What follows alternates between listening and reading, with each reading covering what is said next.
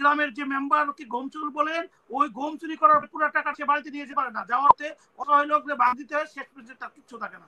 রাতে সে ঘুমাইতে পারে, একটা লোক অসহায় করছে, ওই নিজের পকেটে টাকা নাই, না খেয়ে হসপিটালে যে থাকতে হয়। এর নাম হচ্ছে জনপ্রতিনিধি। তো নিগৃহীত হয়ে গেছে, যার ফলে আপনি আজকে ক্ষমতায়, যার ফলে আপনি সংস্কারের কথা বলে আনলিমিটেড পর্যন্ত ক্ষমতা থাকতেছে। সেই আহত লোকদের আপনি চাকরি দিবেন বাংলাদেশে, কেউ আপনাকে নিষেধ করে না। আউটসোর্সিং কেন? প্রশ্ন হচ্ছে আউটসোর্সিং আমরা পার্মানেন্টলি দেন, আপনাকে কেউ না করছে না। আমার ফেসবুক আইডি থেকে আরম্ভ করে বিভিন্ন জায়গায় একটা কথা বারবার বলে আসছি। কি কথাটা বলে আসছি? এদেশের সাধারণ মানুষ যারা বিশ্বাস করে, সাধারণ মানুষ কি বিশ্বাস করে?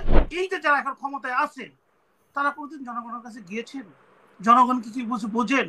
এদেরকে আমি তো অনেকবার বলেছি যে আপনি দয়া করে আপনার পাসপোর্টটা দেখান, আপনি কোন জায়গায়, আপনার দায়বদ্ধতা কি? আপনি তো দেশের বাহিরে সুন্দর আরামপ্রিয় লাইফ আপনি লিড করতেছেন, আপনি আসছেন আমাদের সংস্কারের কথা। আসলে সংস্কার সম্পূর্ণ নট ওনলি আই ওয়াশ, এটা হচ্ছে তাদের ট্যাকটিক্স, যে এটা বলে তারা ক্ষমতাকে পাকাপোস্ত করতে চায়, যেটাকে আমি ইস্ট ইন্ডিয়া কোম্পানি বলি। They are like East India Company. NGO গ্রাম সরকার, এনজিও কি করে বাংলাদেশের প্রত্যেকটি লোক জানে যে এনজিওর কাজটা কি। বিদেশে আমাদের অসহায়তা শো করে তারা সাহায্য নিয়ে এসে আমাদের সহায় করতে চায়। কয়জন সহায় হয়েছেন? যদি আমি ইউনূস সাহেবকে বারবার বলি যে আপনার 46 বছরের গ্রামীণ ব্যাংকে একটা লোক দেখান যে আপনি গ্রামীণ ব্যাংকের লোন নিয়ে ধনী হয়েছেন, আপনি কিসের সংস্কার করবেন?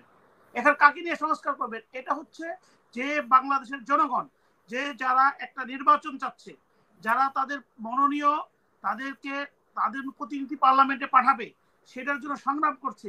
ওই ফ্যাসিস্ট শেখ হাসিনা ওইখানে আঘাত করে 41 পর্যন্ত থাকার ব্যবস্থা করেছিল, 21 পর্যন্ত থাকার পরে আবার এক্সটেনশন করেছে।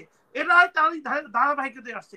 আজকে আপনি বলেন একটা পার্টিকুলার ডিস্ট্রিক্ট থেকে তারা সব অ্যাডভাইজার নিয়েছেন, কেন? নর্থ বেঙ্গলের ছেলেরা ওখানে ঝগড়া করলো, ওনারা বলতেছে এক সময় এক এক কথা। কি স্থানীয় ইলেকশন? আপনাকে কে স্থানীয় ইলেকশনের দায়িত্ব দিয়েছে? বিএনপি থেকে অন্যান্য দলের একটা দাবি ছিল যে জনগণ যাতে সুষ্ঠু নিরপেক্ষভাবে ভোট দিতে পারে, একটা ইন্টারিম গভর্নমেন্ট, একটা কেয়ারটেকার গভর্নমেন্টের দাবি, যেটা ফ্যাসিস্ট শেখ হাসিনা কখনো মেনে নেয় নাই। এখন বিষয়টা হচ্ছে সেই কেয়ারটেকার গভর্নমেন্টের মধ্যে আপনি ইন্টারিম গভর্নমেন্ট করলেন। হ্যাঁ, আমরা একটা ফ্যাসিস্টের বিরুদ্ধে লড়েছি, কিন্তু লড়ার মতো শক্তিও আমাদেরকে ছিল, কিন্তু আমরা জানমালের ক্ষতি করতে চাইনি।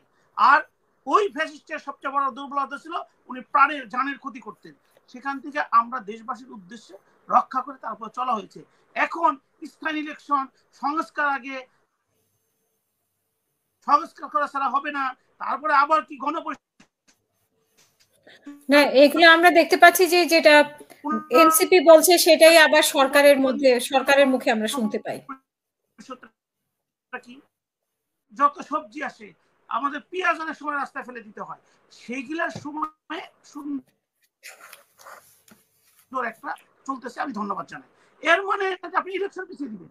আর আমাদের দেশের, আমার বেদবি মাফ করবেন, যে জনগণের রাজনীতি করে রবি ভাই এবং হাসিনুর ভাই বলবেন, তাদেরকে জনগণের কথা শুনতে হয়, জনগণের ব্যথা বুঝতে হয়, জনগণের বিভিন্ন প্রশ্নের উত্তর দিতে হয়, নিজের না খেয়ে তাদেরকে খাওয়াতে হয়। ওই গ্রামের যে মেম্বারকে গম চুর বলেন, ওই গম চুরি করার পুরো টাকা সে বাড়িতে নিয়ে যেতে পারে না, যাওয়াতে অসহায় লোককে বাদ দিতে হয়, শেষ পর্যন্ত তার কিচ্ছু থাকে না।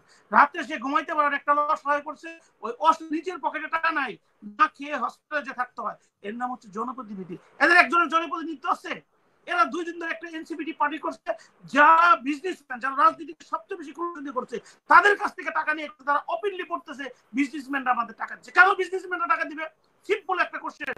রাজনৈতিক জনগণ টাকা দিবে, 1 টাকা করে দিবে, সেই টাকা দিয়ে আপনি কি করবেন?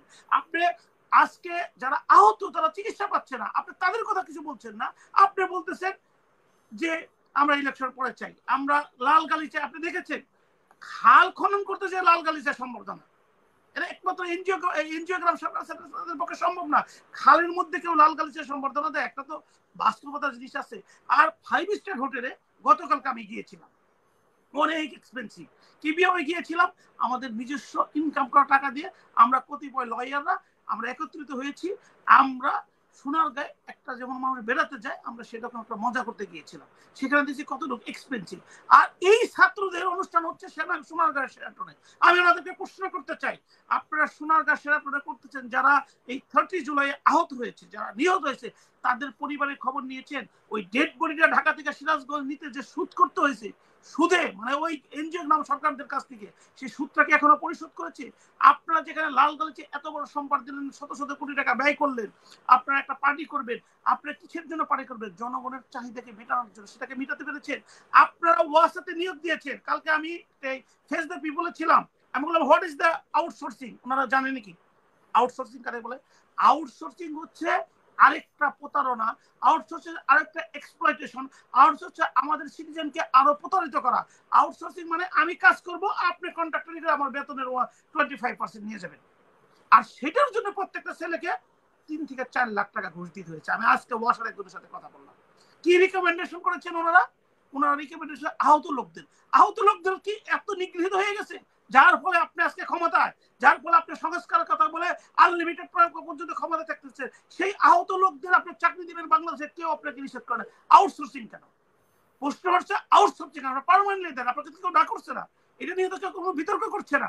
আপনি তারপরেও কালকে নাজমুল সাহেব এসেছিলেন সমন্বয়ক, বললো যে আমি যাদেরকে নাম দিয়েছি আমার নাম চেঞ্জ করে অন্যজনকে ঢুকিয়েছি। আপনারা মানুষের বাড়িঘর পুড়িয়ে দিতে পারেন, বাড়িঘর থেকে টাকা পয়সা লুটপাট করতে পারেন, আর বলেন যে আমি অমুকের বাড়িঘর দিচ্ছি, আমরা চাই না। ওইখানে আপনি বাড়িঘরে কেন ঢুকছেন, কেন আগুন দিচ্ছেন, কেন কিভাবে করছেন, সেইখানে আপনারা এত কিছু পারেন। আপনারা রিকমেন্ডেশন দিলেন, সেই রিকমেন্ডেশনকে ওনারা বাতিল করে কি কত বড় ওয়াসার এমডি সাহস হয়েছে যে আপনাদের রিকমেন্ডেশন বাদ দিয়ে উনি ঘুষ খেয়ে চাকরি দিতেছেন, আর এখনো আপনি নীরব আছেন। প্রশ্ন হচ্ছে সিম্পল, বাংলাদেশে একটা রিক্সা চালক থেকে আরম্ভ করে একটা লেবার সবাই জানে এই সরকারটা বাংলাদেশের না।